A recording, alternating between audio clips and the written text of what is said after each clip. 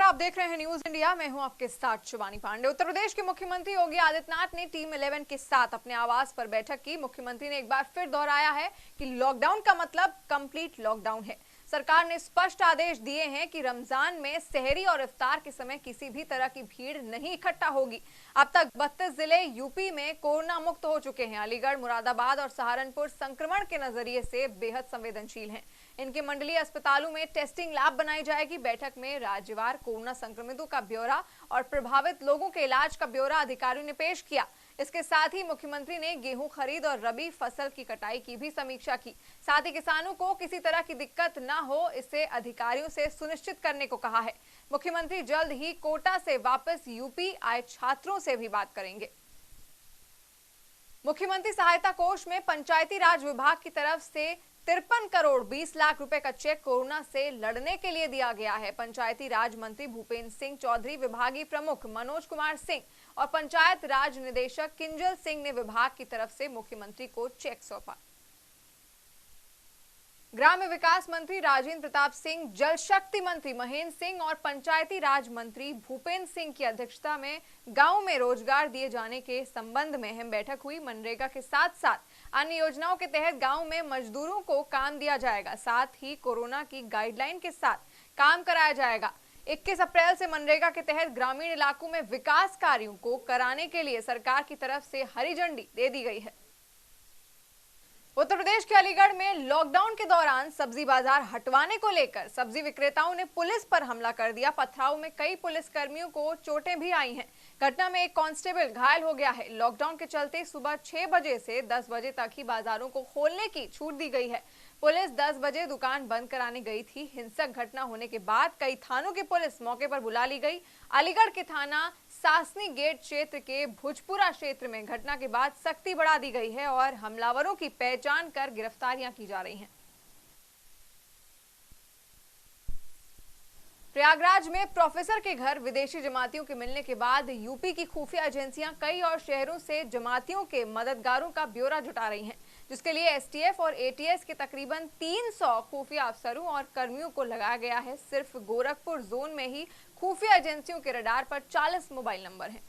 प्रयागराज में प्रोफेसर के घर विदेशी जमातियों के मिलने के बाद यूपी की खुफिया एजेंसियां सतर्क हो गई हैं। हालांकि निजामुद्दीन मरकज से जो डेटा मोबाइल्स का वहां की जांच एजेंसियों ने, दिल्ली की जांच एजेंसियों ने यूपी के एटीएस और एसटीएफ को सौंपा था, उसके मुताबिक तमाम ऐसे मोबाइल अभी एजेंसियों ने रडार पर रखे हैं जिनसे जमातियों के मददगार होने का आशंका है। ऐसे ही गोरखपुर जोन में तकरीबन 40 मोबाइल ऐसे हैं जिनको ये माना जा रहा है कि जमातियों की मदद करने में ये लोग आगे हैं और इनके मोबाइल फोन फिलहाल बंद आ रहे हैं। लेकिन जिस प्रकार से प्रयागराज का मामला सामने आया है उससे ये बात साफ है कि उत्तर प्रदेश के तमाम शहरों में जमातियों के मददगारों की फहरिस्त लंबी है, जिसका ताजा उदाहरण लखनऊ भी है। लखनऊ के कैंट में अली जान मस्जिद में जो जमाती पाए गए थे कोरोना पॉजिटिव, उनको वहां ठहराने के पीछे एक सफेद पोश महिला का नाम आया था और इस महिला की पूरी हिस्ट्री जांच एजेंसियों के पास है। लेकिन उसके बावजूद इस महिला को अभी तक गिरफ्तार नहीं किया गया है। ठीक इसी तरह जमातियों के जो मददगार हैं उनका रसूख जांच एजेंसियों में भी देखने को मिल रहा है, जबकि यूपी सरकार ने खास तौर से एटीएस और एसटीएफ में तकरीबन 300 ऐसे अफसरों और कर्मचारियों की ड्यूटी सिर्फ इसलिए लगाई है कि वो जमातियों के मददगारों को आम जनता के बीच से पहचान सके। इसके बावजूद अभी तक प्रयागराज के मामले को छोड़कर कहीं पर भी जमातियों के मददगारों पर शिकंजा नहीं कसा गया है। ऐसे में शिक्षित वर्ग का भी कोरोना पॉजिटिव मरीजों के हित में अपने घरों पर ठहराने का जो सनसनीखेज मामला सामने आया है, उसने कहीं ना कहीं खुफिया एजेंसियों की पोल भी खोल कर रख दी है। कैमरामैन गौरव के साथ मनीष श्रीवास्तव, न्यूज इंडिया, लखनऊ। सहारनपुर में कोरोना संक्रमित मरीजों की संख्या 114 हो गई है। आज रिपोर्ट में 26 नए पॉजिटिव केस पाए गए। मुख्य चिकित्सा अधिकारी ने इस बात की पुष्टि की, सभी क्वारंटीन किए गए हैं। अभी नोएडा से हमें 2 सूची प्राप्त हुई है जिनके हमने सैंपल भेजे थे। ये 240 लोगों की सूची है, जिसमें से हमारे जिले के 26 कोरोना पॉजिटिव हैं और अब हमारे जिले में टोटल 114 कोरोना पॉजिटिव के केसेस हो गए हैं। ये सारे जितने भी कोरोना पॉजिटिव की सूची आई है ये हमारे क्वारंटाइन सेंटर्स में है। इसमें से 9 जो है तबलीगी जमात से रिलेटेड है और बाकी जो है देवबंद में है और कुछ जो है हमारे मदर टेरेसा में क्वारंटाइन किए हुए। अब हम इसकी सारी डिटेल्स जो है निकाल कर आपको अवगत कराएंगे। चीन ने पहले पाकिस्तान को कोरोना से बचाव के लिए घटिया मास्क दिए और अब भारत को घटिया रैपिड टेस्ट किटें सप्लाई कर दी, जिसके बाद आईसीएमआर ने भले ही रैपिड टेस्ट पर रोक लगा दी है, लेकिन यूपी का मेडिकल सप्लाई कॉर्पोरेशन चीन से आ रही अन्य सामग्री को लगातार जिलों में भेज रहा है, जिससे कोरोना से बचाव तो नहीं होगा, अलबत्ता कोरोना हॉटस्पॉट में इजाफा जरूर हो जाएगा। चाइना से आई लाखों घटिया रैपिड टेस्ट किटों के बाद भारत ने इस पर रोक लगाई है रैपिड टेस्ट पर, और उत्तर प्रदेश में भी 2 दिन के लिए रैपिड टेस्ट को रोका गया है। यूपी की सचिव स्वास्थ्य हेकाली झिमोमी ने साफ तौर पे कहा कि जब तक भारतीय चिकित्सा अनुसंधान परिषद के निर्देश नहीं आएंगे, रैपिड टेस्ट को उत्तर प्रदेश में शुरू नहीं किया जाएगा। वहीं दूसरी तरफ यूपी का जो मेडिकल सप्लाई कॉर्पोरेशन है वो लगातार चाइना से आ रहे चिकित्सीय उपकरणों और चिकित्सीय सामग्री पर मेहरबान है और अभी भी जिलों में इसकी सप्लाई की जा रही है। ऐसे में माना जा रहा है जिस तरह चाइना ने रैपिड टेस्ट से जुड़ी किटें घटिया भेजी हैं, वैसे ये सामान भी कहीं ना कहीं घटिया साबित हो सकता है। हालांकि इस मुद्दे पे जांच कराने से बड़े अफसर कतरा रहे हैं। ऐसे में यूपी शासन को ये देखना होगा, क्योंकि उत्तर प्रदेश देश का पहला राज्य था जहां पर रैपिड टेस्ट कोरोना से बचाव के लिए शुरू हुए थे, लेकिन जिस प्रकार से टेस्ट में कोरोना पॉजिटिव की संख्या लगातार कम आ रही है, उससे ये माना जा रहा है चाइना की इस हरकत के बाद भारत में कोरोना मरीजों की संख्या भी लगातार बढ़ेगी। कैमरामैन गौरव के साथ मनीष श्रीवास्तव, न्यूज इंडिया, लखनऊ। देश में कोविड-19 से आम जनता को बचाने में लगे कोरोना वॉरियर्स खुद वायरस का दंश झेल रहे हैं। 1 सैकड़ा से ज्यादा डॉक्टर और पैरामेडिकल स्टाफ न सिर्फ संक्रमण का शिकार हो चुके हैं, बल्कि कईयों को कोरोना ने निगल भी लिया है। इसकी चिंता देश की सरकारों को नहीं है। अगर होती तो मार्केट में वो घटिया पीपीई किटें न सप्लाई होती जो लैब्स में फेल हुई हैं, जिसका खुलासा खुद भारत सरकार के कपड़ा मंत्रालय ने किया है। सबसे पहले आप न्यूज इंडिया के इन सवालों को जरा गौर से सुनिए, जिनका जवाब देश का सरकारी तंत्र सिर्फ इसलिए नहीं देना चाहता क्योंकि उसकी निगाह सिर्फ अरबों के कोविड फंड को लूटने में लगी है। चाहे कोरोना वॉरियर्स एक के बाद एक काल के गाल में समाते ही क्यों ना चले जाएं। आपको भी न्यूज इंडिया के इन सवालों का जवाब जिम्मेदारों से पूछना चाहिए, क्योंकि डॉक्टरों से लेकर पैरामेडिकल स्टाफ और सफाई कर्मी से लेकर पुलिसकर्मी तक न सिर्फ कोरोना वॉरियर्स बनकर देश की सेवा में पूरी शिद्दत से जुटे हैं, बल्कि उच्च गुणवत्ता की पीपीई किटों के बगैर ही अपनी जान को जोखिम में डाले हैं। न्यूज इंडिया सवाल उठाता है, क्यों जारी है कोरोना त्रासदी में पैसा बनाने का खेल? बाजार तक कैसे पहुंची लैब में फेल पीपीई किट्स? राज्यों से लेकर अस्पतालों तक जांच क्यों नहीं? कोरोना वॉरियर्स की सुरक्षा संग खिलवाड़ का जिम्मेदार कौन? निजी उपक्रमों को सरकारी नियंत्रण में लेकर पीपीई किट का वृहद निर्माण क्यों नहीं? देश में कोरोना मरीजों का आंकड़ा 20,000 के करीब है। इससे पहले 6 अप्रैल 2020 को भारत सरकार के कपड़ा मंत्रालय के ज्वाइंट सेक्रेटरी निहार रंजन दास के आदेश ने बड़े पीपीई किट घोटाले की बखिया उधेड़ कर रख दी है। इस आदेश से साफ है कि मैन्युफैक्चरर्स और सप्लायर्स का गठजोड़ मिलकर बाजार में जिन पीपीई किटों को कोविड-19 से बचने के लिए बेच रहा है, वो इनकी अधिकृत लैब्स में फेल हो चुकी हैं। जबकि पीपीई किटों के लिए केंद्रीय स्वास्थ्य एवं परिवार कल्याण मंत्रालय ने जो निर्देश 2 मार्च 2020 को जारी किए थे, उसी के मुताबिक पीपीई किटों की बॉडी पोशाक का निर्माण होना था। इस बीमारी का प्रसार हो रहा है ये, और हमारे मेडिकल स्टाफ, डॉक्टर्स और पैरामेडिक्स सब इसमें संक्रमित हो रहे हैं। ये एक चिंता का विषय है और हम चाहते हैं कि जो भी पीपी किट्स या अन्य उपकरण जो कुछ भी हैं उनका अच्छी स्थिति के हों और सिटा सर्टिफाइड जो जिनमें सर्टिफिकेशन जरूरत हो वो उस तरह के उपकरण या इक्विपमेंट्स लोगों को मिले। देश में कोविड-19 से बचाव के लिए पीपीई किटों के कपड़ों को कसौटी पर परखने के लिए सिर्फ 2 लैब्स को सरकार ने मंजूरी दे रखी है। पहली कोयम्बटूर की south India textile research association यानी सिट्रा और दूसरी ग्वालियर की defence research and development establishment यानी DRDE। अंतर्राष्ट्रीय मानकों के मुताबिक दोनों ही लैब्स पीपीई किटों के कपड़ों के नमूनों के लिए एक यूनिक सर्टिफिकेशन कोड जारी करेंगी। यही कोड किट्स के fabric, type of testing, date of testing और टेस्टिंग स्टैंडर्ड के लिए जिम्मेदार रहेगा। सिर्फ यही नहीं, पीपीई किट्स के सर्टिफिकेशन का एक निश्चित समय भी होगा। देश में बन रही पीपीई किटों के नमूनों को दोनों ही जिम्मेदार लैब्स में भेजे बिना कंपनियां खुले बाजार में न सिर्फ बेच रही हैं, बल्कि जिन नमूनों को फेल करार दिया गया उन्हें भी बेचकर कोरोना संकट के बीच पैसा कमाने से किसी को कोई गुरेज नहीं है।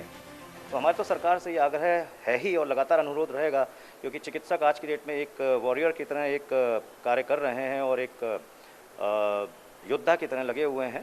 तो हम लोग तो ही सरकार से आग्रह करेंगे, अनुरोध करेंगे, मांग करेंगे कि हमारे चिकित्सकों को एक विशेष सुविधा इस जगह पे उपलब्ध कराई जाए, जिससे कि हमारे चिकित्सक आज की डेट में उनका मनोबल किसी तरह से भी ना टूटने पाए।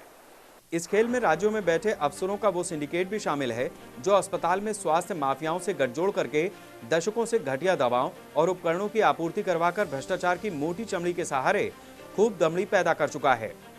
हाल तो अब और भी नाजुक हो चुके हैं, क्योंकि देश में अधिकांश शहरों की पतली पतली गलियों में भी पीपीई किटों का निर्माण अवैध तरीके से बेखौफ जारी है। हाल ही में यूपी के मेडिकल सप्लाई कॉरपोरेशन में घटिया पीपीई किटों का घोटाला उजागर हो चुका है। सवाल फिर वही कायम है, आखिर कोरोना को हराने में जुटे देश के डॉक्टर्स घटिया पीपीई किटों के सहारे कहीं जिंदगी की जंग हार न जाएं। कोविड फंड में आ रहा सैकड़ों करोड़ रुपया देश की उस आम जनता का है जो लॉकडाउन में अपने घरों में कैद होकर भारी दुश्वारियां झेल रही हैं। लेकिन इसी पैसे से देश का सरकारी तंत्र वो घटिया पीपीई किट्स खरीद रहा है जो लैब्स तक में फेल हो गई हैं। लेकिन भ्रष्टों का ये सिंडिकेट लाशों को बेचने से भी गुरेज नहीं करता, तो कोरोना त्रासदी की तो बात ही छोड़िए। कैमरामैन गौरव के साथ Manish Srivastava, news India, Lucknow. Corona के खिलाफ जंग में पुलिस की मुस्तैदी बेजोड़ है। शहर शहर लॉकडाउन का पालन कराने के लिए फोर्स तैनात है। लखनऊ के 1090 चौराहे पर तैनात कांस्टेबल सीमा यादव अपनी 9 माह की बच्ची के साथ लोगों को लॉकडाउन का पालन करवा रही हैं। पूरी दुनिया कोरोना के डर से घरों में कैद है, वहीं दूसरी तरफ बाहर सुरक्षा के लिए हमारे कर्मवीर डटे हुए हैं जो कोरोना से दिन रात घर से बाहर रहकर जंग लड़ रहे हैं। ऐसी ही एक महिला सिपाही है सीमा यादव, जो 9 महीने के बच्चे के साथ अपनी ड्यूटी भी कर रही हैं और अपने बच्चे का ख्याल भी रख रही हैं और लोगों को सोशल डिस्टेंसिंग का मतलब भी समझा रही हैं। देश को कोरोना महामारी ने अपने चंगुल में फंसा रखा है। ऐसे में सबसे ज्यादा अगर किसी का मनोबल मजबूत है तो वो हैं कोरोना वॉरियर्स। कोरोना वॉरियर्स भी ऐसे ही नहीं बना जाता, उसके लिए त्याग, समर्पण और कर्तव्य का पालन करना जरूरी होता है।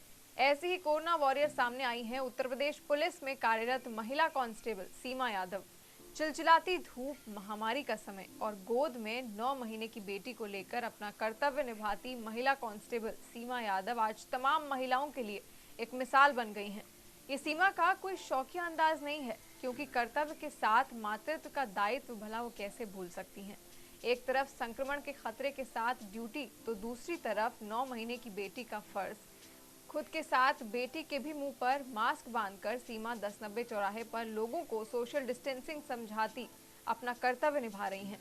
न ड्यूटी के फर्ज से पीछे हट सकती हैं और न ही बेटी को अकेला छोड़ सकती हैं, इसलिए अपनी बेटी को साथ भी रखती हैं और अपने काम को वो बखूबी निभाती हैं। वाकई ऐसी महिला सिपाही सीमा यादव देश के लिए मिसाल बन गई है और ऐसी नारी शक्ति को न्यूज इंडिया सलाम करता है। कैमरा पर्सन पीसी चौधरी के साथ Ragini Pandey, News India, Lucknow. UP के प्रतापगढ़ डीएम द्वारा जनपद में किराना, दूध, फल, सब्जी, मीट की दुकानों को संचालित करने का आदेश दिया था, लेकिन शहर में लोगों को सोशल डिस्टेंसिंग का जरा भी ख्याल नहीं रहा और न ही पुलिस की सक्रियता दिखाई पड़ी, जिसकी वजह से शहर की प्रमुख बाजारों में लोगों की भीड़ उमड़ पड़ी। लोग लॉकडाउन को तोड़ अपने घरों से निकल साग सब्जियां और किराने का सामान लेने के लिए 4 व्हीलर 2 व्हीलर से निकल पड़े। श्रीराम चौराहे से घंटाघर चौराहे तक काफी लोगों की भीड़ नजर आई। ऐसा ही नजारा राजापाल चौराहे से ट्रेजरी चौराहे के बीच सौरभ इंडियन गैस एजेंसी पर देखने को मिला, जहां गैस सिलेंडर लेने के लिए लोगों की भीड़ इकट्ठा हुई। गनीमत यह है कि प्रतापगढ़ में पिछले 20 दिनों में एक भी कोरोना पॉजिटिव केस नहीं मिला, वरना यहाँ के हालात आज कुछ और होते। ऐसे में प्रतापगढ़ पुलिस के ऊपर यह आरोप लगना लाजमी है कि भीड़भाड़ वाले इलाकों में सोशल डिस्टेंसिंग का पालन कराने में प्रतापगढ़ पुलिस पूरी तरह से नाकाम नजर आ रही है। तो फिलहाल के लिए इतना ही, लेते हैं एक छोटा सा ब्रेक।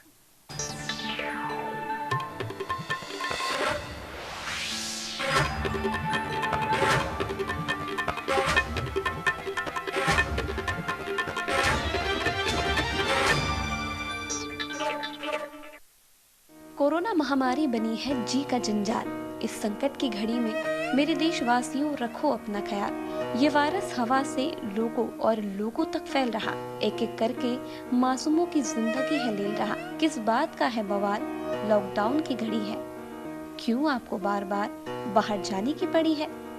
बस कुछ दिनों की बात है, फिर देखिए सामान हुए हालात। कुछ जरूरी काम के लिए अगर बाहर जाना तो पहले चेहरे पे मास्क और हाथों में सैनिटाइजर लगाना। ना हो भूल से भी ये भूल, ना मिस हो पाए सोशल डिस्टेंसिंग का ये रूल। घर आते ही पहले हाथों को धोए, फिर कपड़ों को बदलो। किसी भी समस्या के लिए सरकारी अस्पताल में जाएं, अपनी और अपनों की जिंदगी बचाएं। कोरोना महामारी बनी है जी का जंजाल। इस संकट की घड़ी में मेरे देशवासियों, रखो अपना ख्याल। देश को 21 साल पीछे जाने से बचाना है, खुद को भी साफ रखना है और देश के कार्य में भी हाथ बटाना है। डॉक्टरों और पुलिस वालों का करे सम्मान, जो खड़े हैं हमारे आगे बन के हमारे लिए भगवान। कोरोना महामारी बनी है जी का जंजाल। इस संकट की घड़ी में मेरे देशवासियों, रखो अपना ख्याल।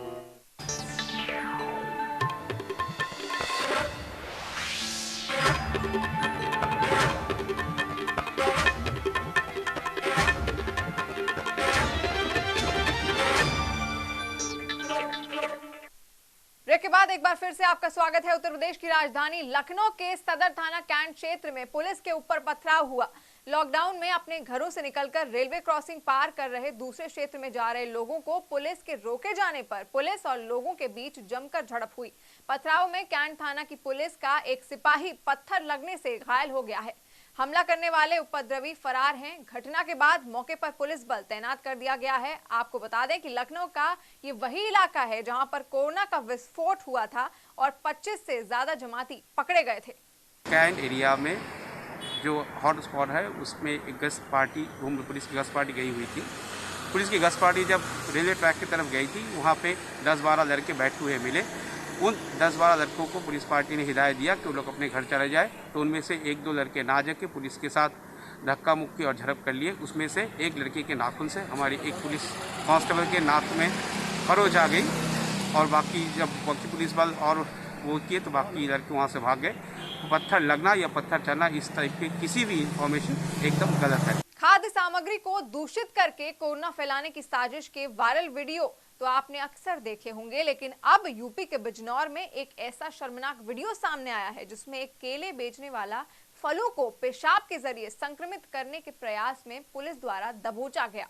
सोशल मीडिया पर रोजाना ऐसे वीडियो वायरल हो रहे हैं जिसमें कोई फल वाला फलों पर थूक लगा रहा है तो वहीं कहीं और अलग अलग तरीके से फलों को, सब्जियों को संक्रमित करने की घटनाएं सामने आ रही हैं। इसी तरह का एक वीडियो सोशल मीडिया पर बिजनौर का वायरल हुआ जिसमें केले वाले के ऊपर यह आरोप है कि उसने अपने केलों पर टॉयलेट से छिड़काव तक किया है, जिसके बाद बिजनौर के बुखारा इलाके में कई लोगों ने उसे मौके से इस तरह की गंदी हरकत करते हुए पकड़ा और पुलिस के हवाले भी कर दिया। हालांकि इस व्यक्ति ने अपने ऊपर लगे आरोपों को नकारा है, लेकिन स्थानीय निवासियों का कहना है कि ये इस तरह की गंदी हरकत करके फलों को और जो है संक्रमित करने का प्रयास भी कर रहा था। जिसके बाद स्थानीय कोतवाली के प्रभारी निरीक्षक आरसी शर्मा ने बताया कि हमने केस दर्ज करके तहकीकात शुरू कर दी है, लेकिन ये बेहद शर्मनाक है कि इस तरह के व्यक्ति लगातार सामने आ रहे हैं और फलों और सब्जियों को संक्रमित करने जैसी शर्मनाक घटनाओं को अंजाम भी दे रहे हैं। कैमरामैन पीसी चौधरी के साथ मनीष श्रीवास्तव, न्यूज इंडिया, बिजनौर। पीलीभीत थाना गजरौला क्षेत्र के तहसील कलीनगर के गांव विधिपुर के हल्का लेखपाल आदेश कुमार ने गांव में पहुंचकर दारू पीकर जमकर तांडव मचाया। लेखपाल आदेश कुमार ने गांव में लोगों को गालियां दी और अपने कपड़े भी उतार कर फेंक दिए। जमीन में लेटकर लोगों को धूल और जूते फेंक कर मारे। हैरानी की बात यह है कि डायल 112 पर फोन करने के बावजूद ना तो पुलिस पहुंची और ना ही प्रशासन का कोई अधिकारी पहुंचा। शाहजहांपुर के थाना क्षेत्र निगोही में सोशल डिस्टेंसिंग का मजाक उड़ाते कुछ पुलिसकर्मी वॉलीबॉल खेलने में मस्त दिखाई दिए। ये पूरा कार्य थाने के अंदर चल रहा था, लेकिन थाना प्रभारी को इसकी भनक तक नहीं लगी। एक तरफ भारत सरकार का आदेश है कि सोशल डिस्टेंसिंग बनाए रखें, वहीं उत्तर प्रदेश की खाकी वर्दी इसका मजाक उड़ाने पर तुली हुई है। दुनिया भर में आज अर्थ डे 22 अप्रैल को पर्यावरण संरक्षण के लिए मनाया जाता है। इसे पहली बार साल 1970 में मनाया गया था। इस साल पृथ्वी दिवस के 50 साल पूरे हो रहे हैं, जहां इसकी थीम क्लाइमेट एक्शन रखी गई है। पर्यावरण की सुरक्षा के लिए पृथ्वी दिवस या अर्थ डे मनाया जाता है। इस आंदोलन को ये नाम जूलियन कोनिग द्वारा सन 1969 को दिया गया था। इसके साथ ही इसे सेलिब्रेट करने के लिए अप्रैल की 22 तारीख चुनी गई। जहां एक तरफ पूरी दुनिया में कोरोना के डर से लॉकडाउन है, वहीं दूसरी तरफ लोग घरों में कैद हैं। लॉकडाउन कहीं ना कहीं लोगों के लिए मुसीबत का कारण बन चुका है, लेकिन वहीं पे लॉकडाउन प्रकृति के लिए वरदान साबित हो रहा है। लॉकडाउन की वजह से प्रकृति एक अनोखे रूप में सामने आ रही है।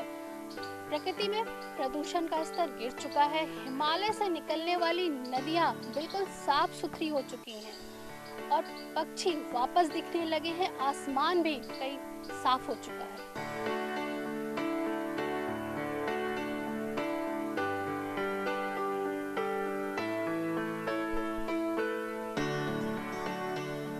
अर्थ डे के दिन प्रकृति ने अपने आप को एक नया तोहफा दिया है।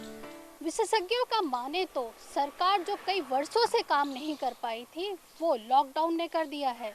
कैमरा पर्सन गौरव वर्मा के साथ Ragini Pandey, News India, Lucknow. Lockdown को लेकर उत्तर प्रदेश की योगी सरकार भी सख्त है, लेकिन उसके बावजूद भी लखनऊ की कुर्सी रोड गौराबाग इलाके में धड़ल्ले से कंस्ट्रक्शन का काम चल रहा था।